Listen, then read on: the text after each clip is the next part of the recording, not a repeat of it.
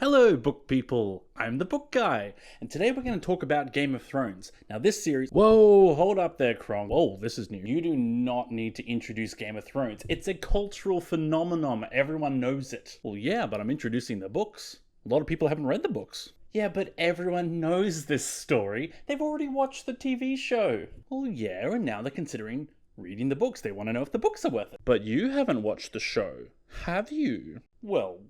no. Then what makes you think you're qualified to talk about the books? Oh, you want to know my qualifications? Oh, well, geez, I guess my qualifications are stuff you! Oh, is that the Master Sword?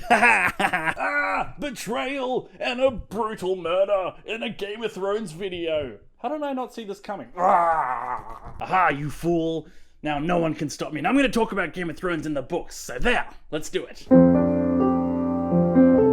Okay, but seriously, I am just talking about the books, not the TV show. The question is, are the books worth reading? But this is for fans of the show and for newbies alike.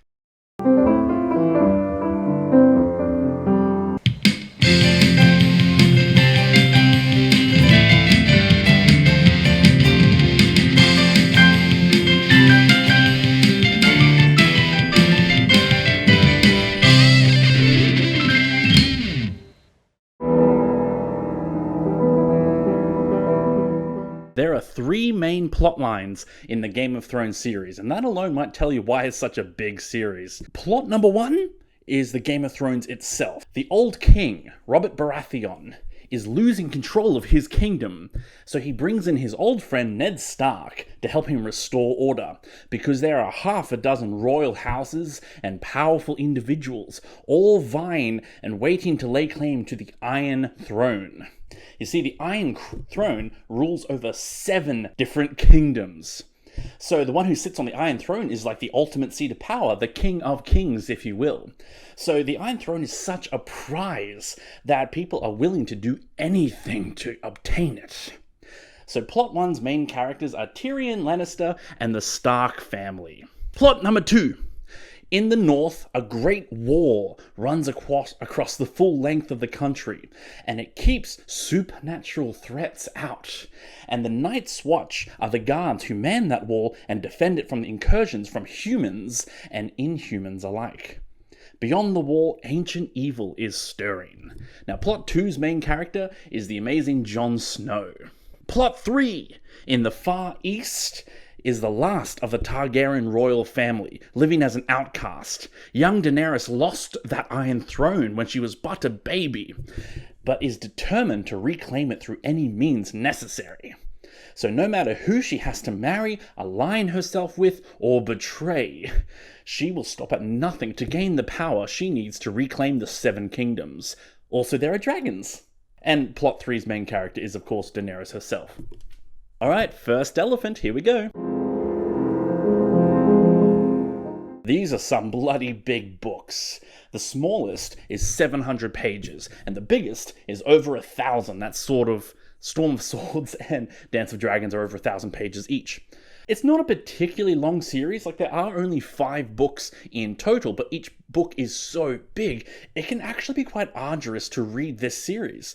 This is half the reason why I wanted to make this video and introduce the series even though it's so well known, because so many fans of the TV series rush out to buy the books and then find it's actually a struggle to read them. Let's play a game. A Game of Thrones game, if you will. So jump onto like Facebook Marketplace or any sort of online trading marketplace that you have in your country. So in Australia, it's Gumtree. God, we sound basic. Search for Game of Thrones books. You'll probably find that there are like 10 people within like a kilometer of where you live selling the complete collection. Not only that, if you go to any sort of secondhand bookstore or any thrift shop, or any place where they do donations, you will find piles and piles of Game of Thrones books. And why is that? Simple, because people buy the books but can't actually get through them. Now, don't get me wrong, there's nothing wrong with the books themselves. In fact, I would argue that this is one of the most, if not the most, influential series of our time. But their sheer size means you actually need some decent reading muscles to get through this series. If you're a casual reader or you typically like short books, you might find this is a difficult series to get into. Here's the truth, guys.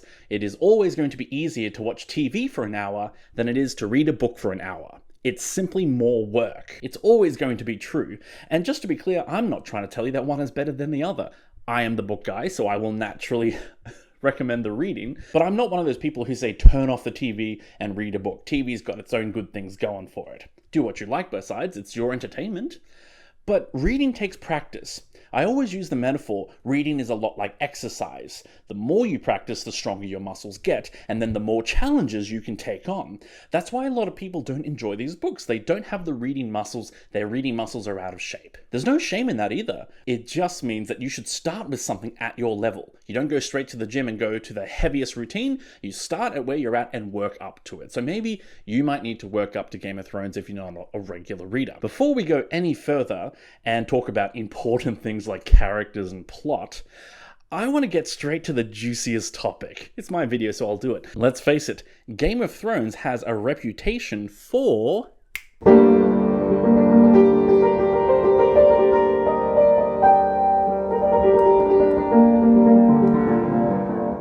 the TV show quickly gained a reputation for lots of violence and lots of sex and nudity. Now, I'll be honest, that's actually why I didn't watch the show when all the hype was going on. Not because I have a problem with violence and sex and nudity, but because I thought that's all that the show was about. Now, in hindsight, I don't think that reputation is quite deserved. I mean, all that stuff is there in the books, but it's definitely more so in the show. I think that the show certainly played up that aspect for the shock and drama effect, and it worked. It helped the show be successful.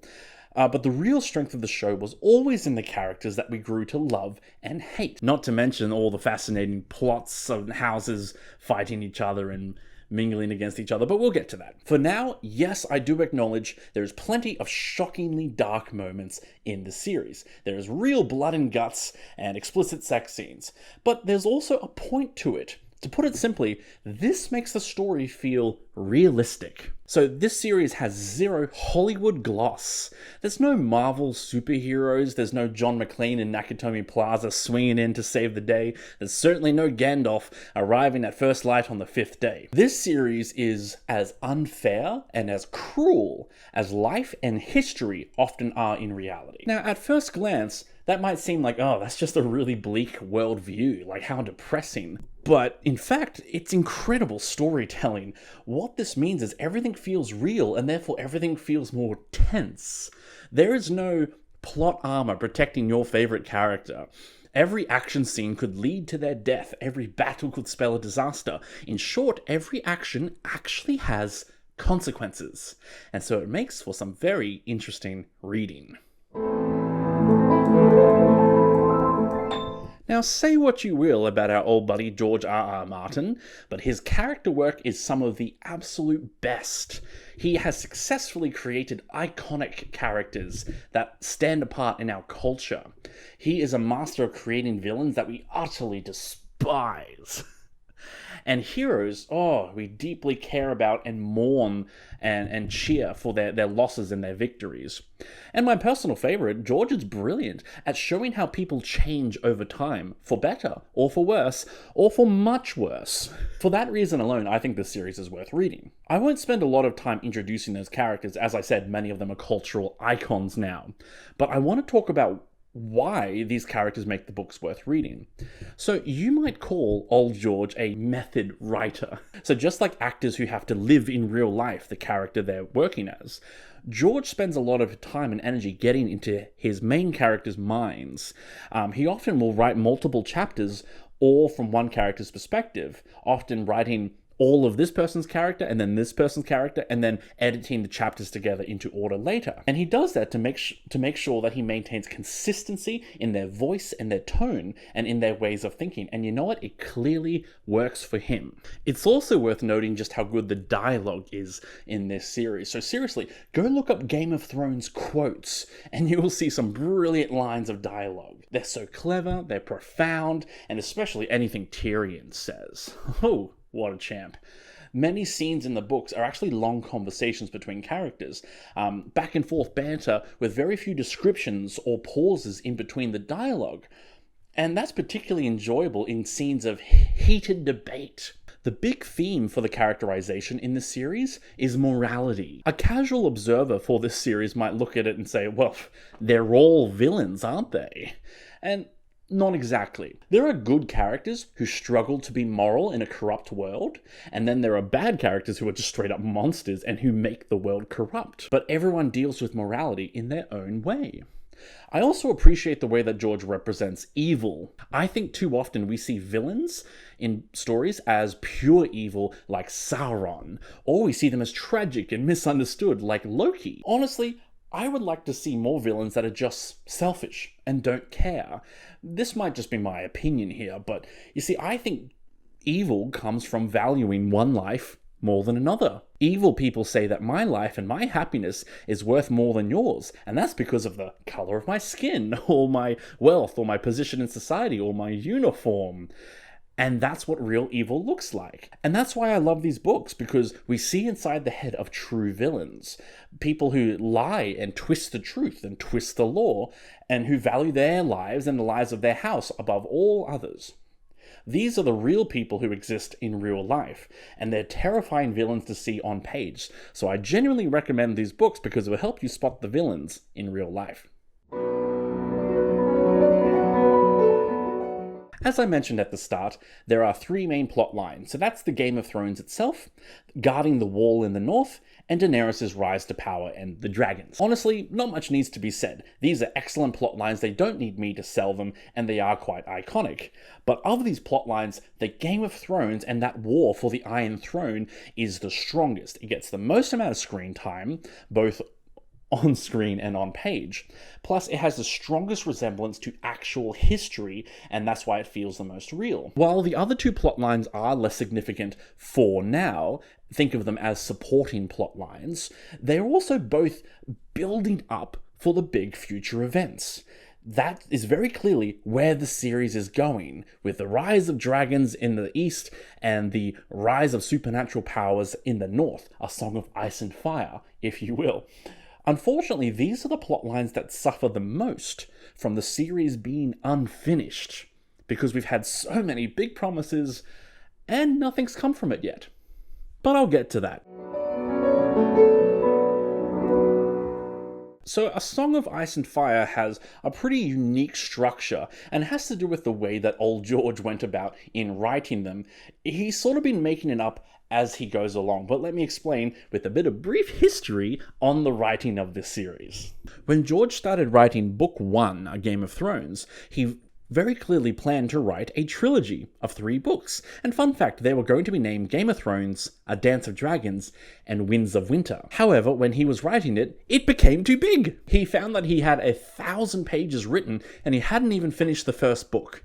That's when his publisher and agent had to step in, and they told him to cut it at the 700-page mark. And that's how Game of Thrones got its ending, and he already had the first 300 pages of Clash of Kings ready to go. Then Clash of Kings became too big. That's when George decided that he was going to write 2 trilogies, and the whole plan was going to be 3 books, and then 3 books with a 5-year time gap in between them. The 5-year time gap was intended so that the dragons would have time to grow into their full size. And good news, he fully succeeded in that plan.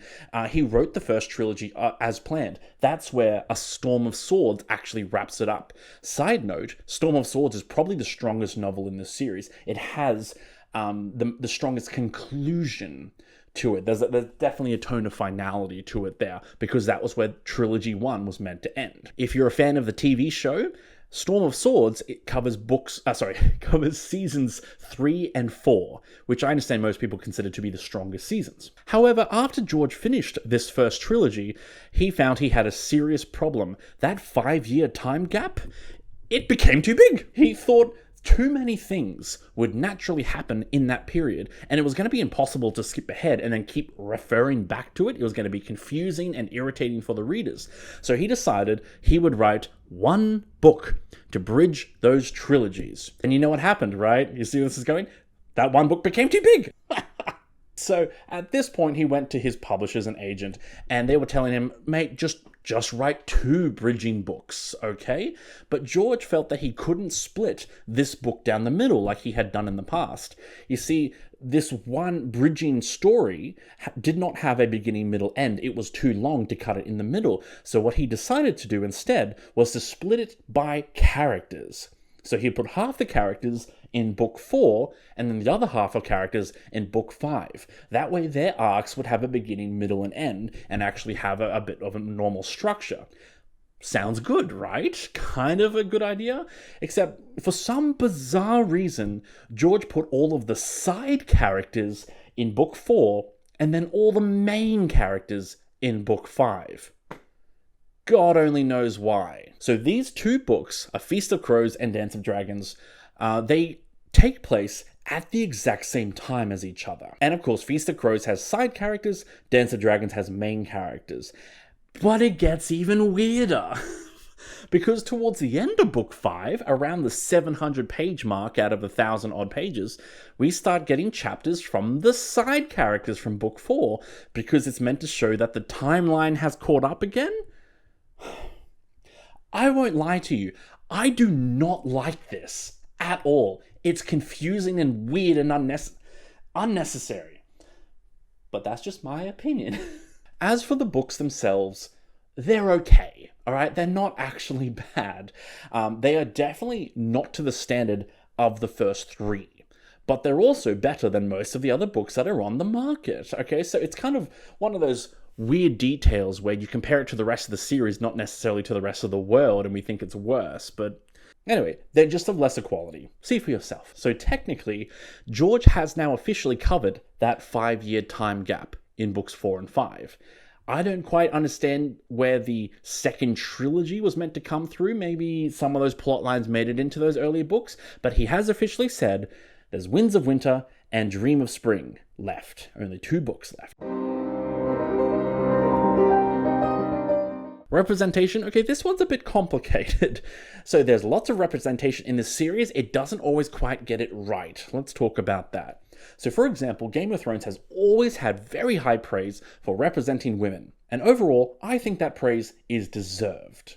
There is great diversity within the gender. There's a huge number of women in the books, but they also have degrees of morality. So you have women who are great, women who are morally grey, and women who are pure evil, showing that good and evil is for everyone. Yay! They have pretty princesses who, play the clever Game of Thrones, and then they have ruthless assassins and tomboy characters as well. And it's fantastic. However, these characters often get criticized, and they've been getting criticized for years, for the fact that they appeal just a little bit too much to the male fantasy. What I mean by that is sometimes the women are almost too awesome, and too badass, and too sexy, because it can feel like the women are just there to appeal to the male readers by their awesomeness, rather than letting them be real people. I mean, remember, if you want to represent someone, don't make them perfect. That's simple. Don't make them perfect, make them real. Perfect is not great representation because it sets standards in a weird way. Better to make them real and give them plenty of faults. Sometimes George tries too hard to represent them positively and makes them a little too perfect. That's what I mean by the whole male fantasy thing. There's also heaps of LGBT rep as well. Though while researching this, I did find that there is considerably more LGBT rep in the TV show than there is in the books. The books mostly have a couple references and throwaway lines, but it is pretty consistently all the way through there. There are multiple same-sex sex scenes, but they're always between women. It's actually the most common request George gets. Not, hey, where's Winds of Winter? It's always, why aren't there more gay men sex scenes? Fair. Plus, if you look into the extended lore of Fire and Blood, again, there is constant reference and throwaway lines of same-sex couples, so it's pretty consistently through there.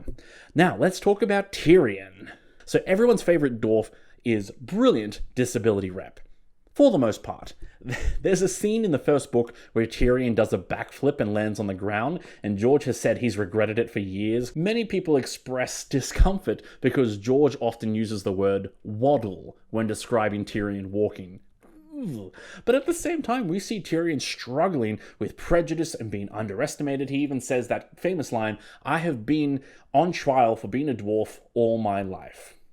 I also love his advice to Jon in the very first book, where he says, claim what you are so they can't use it as an insult against you. That's beautiful. So, what to conclude? Lots of rep, not necessarily getting it right. I still say it's a good thing.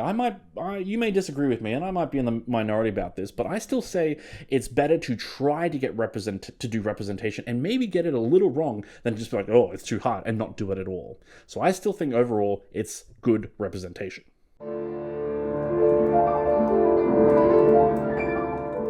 Okay, as I said, I haven't watched the TV show. I intend to. It's been on my to-watch list for several years now. That list is not getting any smaller, let me tell you. Mostly because I think Season 8 is the closest we're going to get to a real ending. More on that later. And besides, at least, the cinematographers knew what they were doing, the actors were nailing it, the special effects team were just killing it. Isn't that just so typical, though? You dislike a movie, but hundreds of hardworking people absolutely were at the top of their game, and it's just 2 or 3 tossers at the top who screwed it up for everyone with some big dumb decisions. Yeah. But I do have one thing to say about the TV show.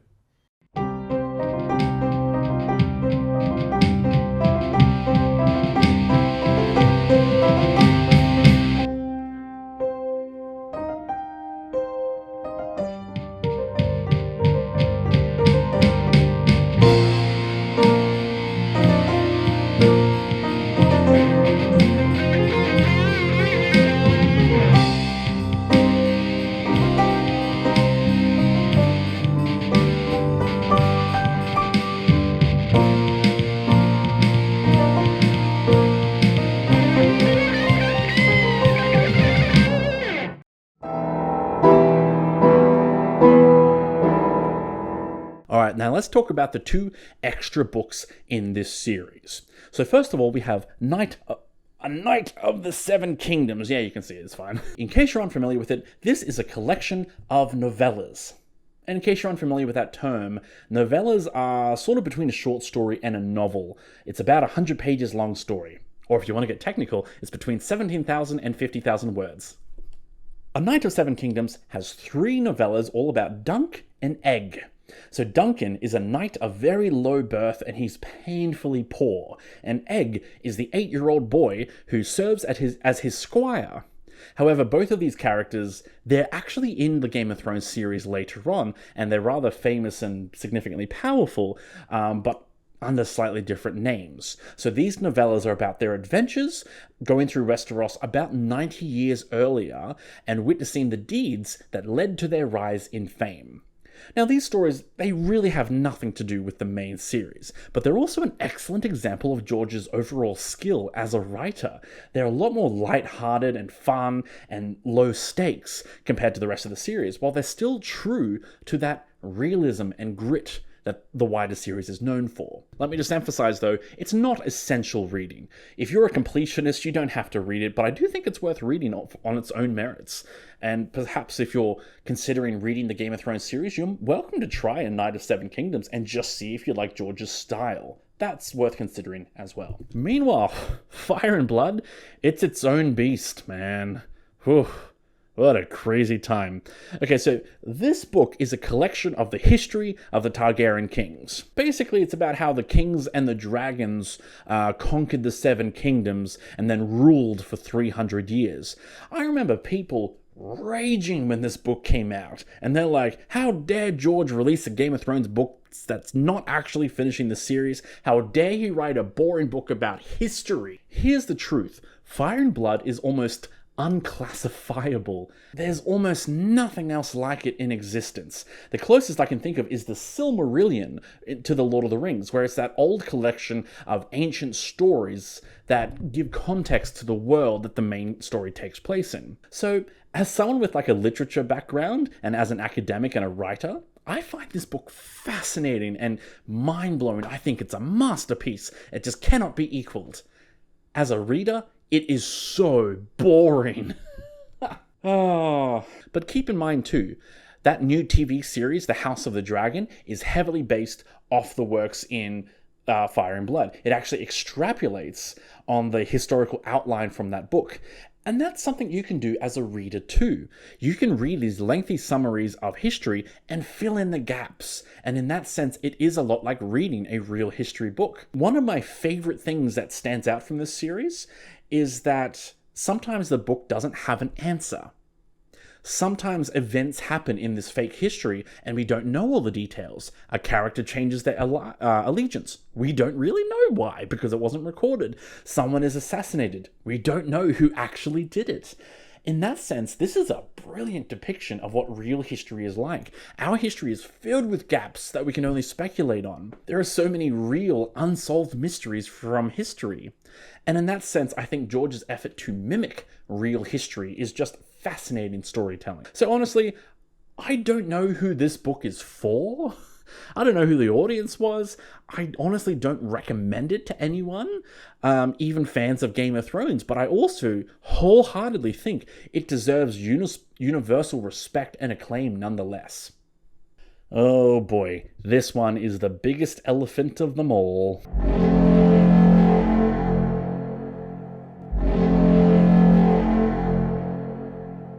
Yes, the most infamous aspect of Game of Thrones is that lack of an ending, or in the case of the TV show, the existence of an ending. I haven't even seen it, but I just know from context. Let's face it, the series currently does not have a satisfying ending out there. There's no way to avoid it. All those build-ups we've seen, no resolution. All the crimes committed by the villains, no justice. All those struggling heroes, no victory. It's just a never-ending cliffhanger. This is the hard truth for readers like myself. I want that ending really badly. I also don't believe we'll get it. I explained earlier about how George has that writing process where the story kept getting bigger. Well, he has announced that there are only those 2 books left. This time, he can't let the story continue to grow naturally. He's kind of got to force it to fit a shape, a predefined shape. That's not how George writes. It's completely different writing style. It does not play to his strengths. And personally, that's why I think his writing has stalled. The last book was published in 2011. And before that, Feast for Crows, 2005. So it has been a long time. In the last 18 years, he's published 1 book, if you think of it like that. That's why I'm not holding my breath for the next one. What do we do about it as readers? How do we resolve this? Well, look, first of all, don't go and abuse the author, okay? Don't be an ass. Just don't. Surely you know this, right? A reader should know better. A wizard should know better. However, I still say, read the books. Absolutely. To borrow a phrase from the Stormlight Archive, journey before destination. Remember, we don't know what happens tomorrow, but we can still enjoy today. That means read the books that exist, be grateful for them. Then imagine what will happen next. Write your own ending. This is where the concept of your own headcanon is perfect. I use my own headcanon whenever I'm watching the Star Wars prequels. I just edit out the bits I don't like and remember the bits I do like and sometimes rewrite the bits that didn't quite work.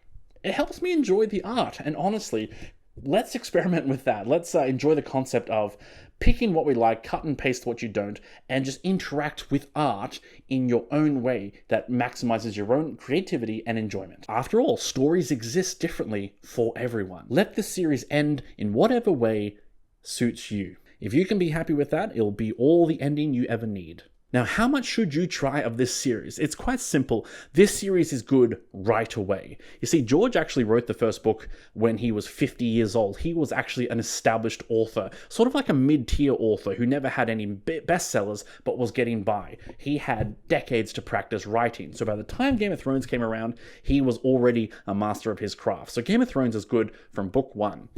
If you get through, let's say, half of the first book and you're not enjoying it, then you've had a fair sampling. I don't think that you need to go all the way to the end because the books are long, okay? So if you've read half of the first one and you don't like it, you've tested it out pretty thoroughly. But I will say, book 3 is the strongest in the series by far.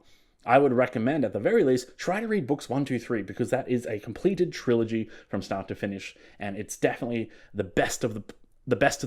Okay, we're done. That was A Song of Ice and Fire. Man, that was a lot. I hope you're doing okay. That was quite a bit of mental gymnastics to do that one.